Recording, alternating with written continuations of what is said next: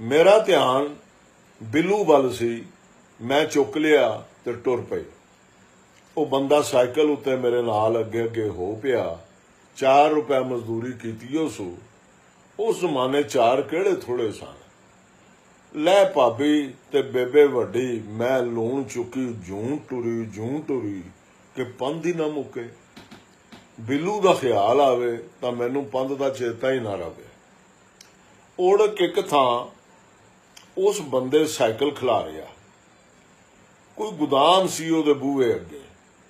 मैनू कहन लगा, लै बीबी इत्थे ला दे लूण। मेरे तो कित्थे लैंदा सी, तां भी मैं लाना चाहया। ਉਹ ਤੇ ਭਾਬੀ ਮੇਰੇ ਸਿਰ ਤੋਂ ਆਪ ਹੀ ਭੁਣ ਤੇ ਜਾ ਪਿਆ। ਮੈਥੋਂ ਸਾਂਭਣ ਹੀ ਨਾ ਹੋਇਆ। ਉਹ ਜੋ ਡਿੱਗਾ ਭੁਏ ਉੱਤੇ ਟੁੱਟ ਕੇ ਖਿੱਲਰ ਗਿਆ, ਵੱਡੇ ਵੱਡੇ ਡਲਿਆਂ ਦੀ ਸ਼ਕਲ ਵਿੱਚ, ਤੇ ਲੋਕ ਇਕੱਠੇ ਹੋ ਗਏ। ਮੈਂ ਆਪ ਬੇਹਾਲ ਹੋ ਕੇ ਭੁਏ ਤੇ ਜਾ ਪਈ। ਲੱਗੇ ਜਿਵੇਂ ਮੇਰੀਆਂ ਅੱਖਾਂ ਅੱਗੇ ਦੁਨੀਆ ਘੁੰਮਣ ਘੇਰੀ ਪਈ ਖਾਂਦੀ। ਲੋਕੀ ਗੱਲਾਂ ਕਰਨ ਲੱਗ ਪਏ। ਕੁਝ ਤੇ ਗੱਲ ਪੈ ਗਏ ਉਸ ਬੰਦੇ ਦੇ ਜਿਹਨੇ ਮੈਨੂੰ ਲੂਣ ਚੁਕਵਾਇਆ ਸੀ। ਓਏ ਤੇਰੇ ਤੋਂ ਰੇੜੀ ਨਹੀਂ ਸੀ ਕਰਾਈ ਜਾਂਦੀ। ਐਡਾ ਭਾਰ ਇਸ ਬੀਬੀ ਵਿਚਾਰੀ ਤੂੰ ਚੁਵਾ ਦਿੱਤੋ ਹੀ। ਐਡਾ ਭਾਰ ਇਸ ਬੀਬੀ ਵਿਚਾਰੀ ਨੂੰ ਚੁਵਾ ਦਿੱਤੋ ਹੀ।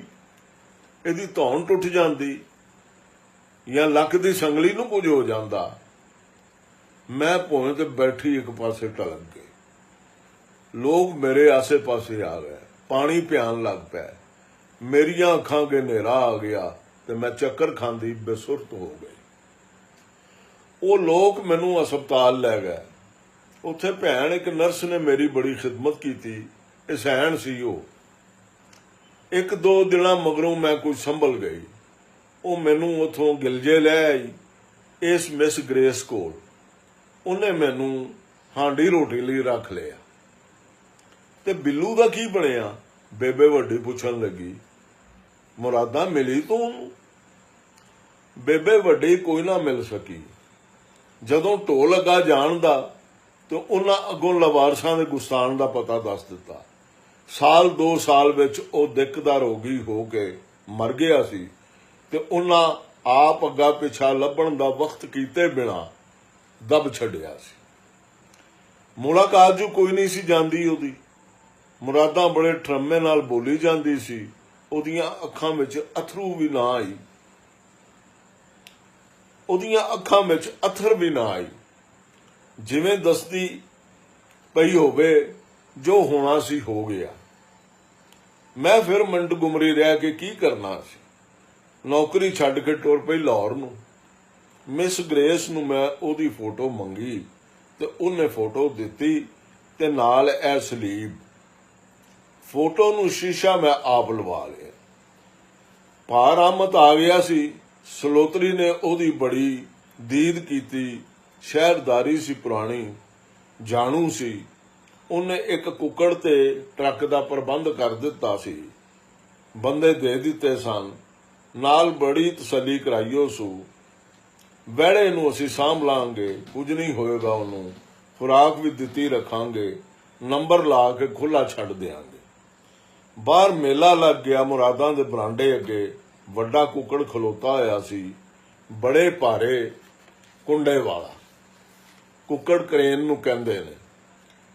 ਡਰਾਈਵਰ ਨੇ ਕੁੱਕੜ ਦੀ ਧੌਣ ਚੁੱਕ ਕੇ ਮੁਰਾਦਾਂ ਦੀ ਛੱਤ ਉੱਤੇ ਫੜਾ ਦਿੱਤੀ। 2 ਬੰਦੇ ਗਲੀ ਥਾਣੀਓਂ ਅੰਦਰ ਵਿਹੜੇ 'ਚ ਲੰਘ ਆਏ। ਮਿਸਤਰੀ ਵੀ ਆ ਗਿਆ ਰਾਮਤ ਦੇ ਨਾਲ ਹੀ। ਬੰਦਿਆਂ ਦੇ ਨਾਲ ਹੀ ਮੁਰਾਦਾਂ, ਮਿਸਤਰੀ ਤੇ ਰਾਮਤ ਵੀ ਛੱਤ ਤੇ ਚਲੇ ਗਏ। ਭੋਲੇਨਾਥ ਬੈਠਾ ਹੋਇਆ ਉਗਾਲੀ ਪਿਆ ਕਰਦਾ ਸੀ। ਮੁਰਾਦਾਂ ਨੇ ਉਹਦੀ ਕੰਡ ਤੇ ਥਾਪੀ ਦਿੱਤੀ। ਮੂੰਹ ਤੇ ਮੱਥਾ ਪਲੋਸਿਆ। ਦੋਵਾਂ ਹੱਥਾਂ ਵਿੱਚ ਮੂੰਹ ਫੜ ਕੇ ਨੱਕ ਨੂੰ ਚੁੰਮਿਆ। ਮਿਸਤਰੀ ਤੇ ਰਾਮਤ ਨੇ ਵੀ ਥਾਪੀਆਂ ਦਿੱਤੀਆਂ। ਬੰਦੇ ਬੜਾ ਹੀ ਚੌੜਾ ਸਾਰਾ ਪਟਾ ਲਿਆਏ ਹੋਏ ਸਨ ਨਾਲ। ਉਹਨਾਂ ਭੋਲੇਨਾਥ ਦੇ ਲੱਕ ਦੁਆਲੇ ਪਾ ਕੇ ਉਹਨੂੰ ਬੰਨ੍ਹ ਦਿੱਤਾ। ਉਹਦੇ ਉੱਤੇ ਵੀ ਵੱਡਾ ਸਾਰਾ ਕੁੰਡਾ ਲੱਗਾ ਹੋਇਆ ਸੀ।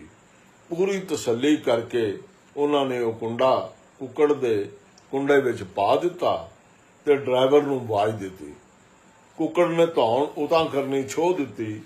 ਭੋਲੇਨਾਥ ਛੱਤ ਤੋਂ ਉੱਚਾ ਹੋ ਗਿਆ। ਮਾੜਾ ਜਿਹਾ ਰੰਬਿਆ ਪਰ ਚੋਖਾ ਹਿਲਿਆ ਜੁਲਿਆ ਨਾ। ਕੁੱਕੜ ਉਹਨੂੰ ਬਨੇਰਿਆਂ ਤੋਂ ਉੱਤੇ ਲੈ ਗਿਆ ਸੀ ਤੇ ਉੱਥੋਂ ਬਾਹਰ ਭੋਲੇਨਾਥ ਹੁਣ ਹਵਾ ਵਿੱਚ ਸੀ। ਮੁਰਾਦਾਂ ਤੇ ਮਿਸਤਰੀ ਦੇ ਤੇ ਸਾਹ ਸੁੱਕੇ ਪਏ ਸਨ। ਪਰ ਅਹਿਮਦ ਵੀ ਚਿੰਤਾ ਹੀ ਸੀ ਵੀ ਕਿਧਰੇ ਇਸ ਲੱਕ ਦੁਆਲੇ ਬਲੇਟੇ ਪਟੇ ਨੂੰ ਨਾ ਕੁਝ ਹੋ ਜਾਵੇ। ਦੁਆਵਾਂ ਪੈ ਮੰਗਦੇ ਸਨ। ਕੁੱਕੜ ਹੁਣ ਸੜਕ ਤੇ ਧੌਣ ਨਿਵਾਉਂਦਾ ਸੀ ਪਿਆ। ਇਹ ਸਾਰੇ ਵੀ ਬਾਹਰ ਚਲੇ ਗਏ। ਖੁੱਲਾ ਟਰੱਕ ਸੀ। ਕੁੱਕੜ ਨੇ ਅਡੋਲ ਹੀ ਭੋਲੇਨਾਥ ਨੂੰ ਉਹਦੇ ਵਿੱਚ ਰੱਖ ਦਿੱਤਾ। ਮੁਰਾਦਾਂ ਛਾਣ ਬੂਰੇ ਦੀਆਂ ਰੋਟੀਆਂ ਚਾਰਨ ਲੱਗ ਪਈ ਉਹਨੂੰ, ਨਾਲੇ ਪਿਆਰ ਕਰੇ। ਮਿਸਤਰੀ ਤੇ ਰਹਿਮਤ ਵੀ। ਟਰੱਕ ਟੁਰ ਪਿਆ। ਮਿਸਤਰੀ ਤੇ ਰਹਿਮਤ ਉਹਦੇ ਨਾਲ ਹੀ ਗਏ। ਮੁਰਾਦਾਂ ਦੂਰ ਤੇ ਟਰੱਕ ਨੂੰ ਜਾਂਦਿਆਂ ਵੇਖਦੀ ਰਹੀ। ਦਿਸ ਨੂੰ ਓਲੇ ਹੋਇਆ ਤੇ ਅੱਖਾਂ ਤੇ ਨੱਕ ਪੂੰਝਦੀ ਅੰਦਰ ਆ ਗਈ। ਆਸੇ ਪਾਸੇ ਤੋਂ ਕਈ ਜ਼ਨਾਨੀਆਂ ਤੇ ਬਾਲ ਵੀ ਅੰਦਰ ਆ ਗਏ। ਸਿਆਣੀਆਂ ਉਮਰਾਂ ਵਾਲੀਆਂ ਵੀ ਬਾਹਰ ਖਲੋਤੀਆਂ ਨੇ। ਮੁਰਾਦਾਂ ਨੂੰ ਬੜੀਆਂ ਦੁਆਵਾਂ ਦਿੱਤੀਆਂ। ਸਭ ਨੂੰ ਟੋਰ ਟਾਰ ਕੇ ਮੁਰਾਦਾਂ ਫਿਰ ਭਾਬੀ ਤੇ ਵੱਡੀ ਬੇਬੇ ਕੋਲ ਬਹਿ ਗਈ ਪੀੜੀ ਤੇ। ਪਰ ਲੱਗਦਾ ਸੀ ਉਹਦਾ ਦਿਲ ਨਹੀਂ ਸੀ ਟਿਕਦਾ ਪਿਆ। ਅੱਖਾਂ ਘੜੀ ਮੁੜੀ ਉਛਲ ਆਵਣ। ਓੜਕ ਉਹਦੇ ਮੂੰਹੋਂ ਚੀਕ ਨਿਕਲ ਗਈ ਤੇ ਉਹ ਢਾਵਾਂ ਮਾਰਦੀ ਰੋਣ ਲੱਗ ਪਈ। ਭਾਬੀ ਤੇ ਵੱਡੀ ਬੇਬੇ ਨੇ ਉਹਨੂੰ ਜੱਫੀਆਂ ਪਾ ਲਈਆਂ। ਮੁਰਾਦਾਂ ਬਿਲਕਦੀ ਪਈ ਸੀ। ਅੰਮਾ ਮੁਰਾਦਾਂ, ਬਿੱਲੂ ਮੈਨੂੰ ਚੇਤੇ ਆਉਂਦਾ ਰਹਿੰਦਾ ਸੀ। ਮੈਂ ਇਕੱਲਿਆਂ ਤੇ ਸੁਬਕੀਆਂ ਵਿੱਚ ਰੋ ਲੈਣਾ। ਭਾ ਤੇ ਮਿਸਤਰੀ ਨੂੰ ਵੀ ਪਤਾ ਸੀ। ਭੋਲਾਨਾਥ ਆਇਆ ਤੇ ਫਿਰ ਮੈਂ ਕਦੀ ਨਹੀਂ ਰੋਈ। ਅੱਜ ਉਹਨੂੰ ਵੀ ਵਿਦਿਆ ਕਰਨਾ ਪੈ ਗਿਆ। ਭਾਬੀ ਬੋਲੀ, ਭੈਣ ਉਹ ਇੱਥੇ ਆ ਜਾਏ ਕਰੇਗਾ ਤੈਨੂੰ ਮਿਲਣ। ਤੇਰੇ ਭਰਾ ਹੋਰੀ ਦੱਸਦੇ ਸਨ ਪੈ ਉਹਨੂੰ ਘਰ ਦਾ ਰਾਹ ਵਿਖਾ ਦਿਆਂਗੇ ਤੇ ਉਹਨੇ ਮੁਰਾਦਾਂ ਨੂੰ ਮਿਲੇ ਬਿਨਾਂ ਕਿਵੇਂ ਰਿਹਾ ਕਰਨਾ। ਅੰਮਾ ਮੁਰਾਦਾਂ ਨੱਕ ਪੂੰਝਦੀ ਬੋਲੀ, ਭੋਲਾਨਾਥ ਮੇਰਾ ਪੁੱਤਰ। ਫਿਰ ਉਹਨੇ ਮਿਸ ਗ੍ਰੇਸ ਦੀ ਦਿੱਤੀ ਸਲੀਪ ਫੜ ਲਈ ਤੇ ਕਹਿਣ ਲੱਗੀ, ਮਿਸ ਗ੍ਰੇਸ ਕਹਿੰਦੀ ਸੀ ਇਹਨੂੰ ਵੇਖ ਲਿਆ ਕਰੇਗੀ ਨਾ ਤੇ ਤੈਨੂੰ ਆਪਣੀ ਪੀੜ ਭੁੱਲ ਜਾਇਆ ਕਰੇਗੀ। ਯਸੂ ਨੇ ਸਭ ਦੀ ਪੀੜ ਆਪ ਸਹਿ ਲਈ ਹੈ। ਸੱਚੀ ਦੱਸਾਂ, ਇਹਨੂੰ ਵੇਖਣੀ ਆ ਤਾਂ ਇਹਦੀ ਪੀੜ ਵੀ ਮੇਰੀ ਪੀੜ ਵਿੱਚ ਆ ਰਲਦੀ ਹੈ। ਪੀੜ ਦਾ ਇੱਕ ਹੜ ਵਗਣ ਲੱਗ ਪੈਂਦਾ ਹੈ। ਜਾਪਦਾ ਹੈ ਸਾਰੇ ਜੱਗ ਵੱਲੋਂ ਮੈਂ ਸੂਖੇ ਚੜੀ ਹੋਈ ਹਾਂ ਤੇ ਮੇਰਾ ਦਿਲ ਹੌਲਾ ਫੁੱਕ ਹੋ ਜਾਂਦਾ ਹੈ।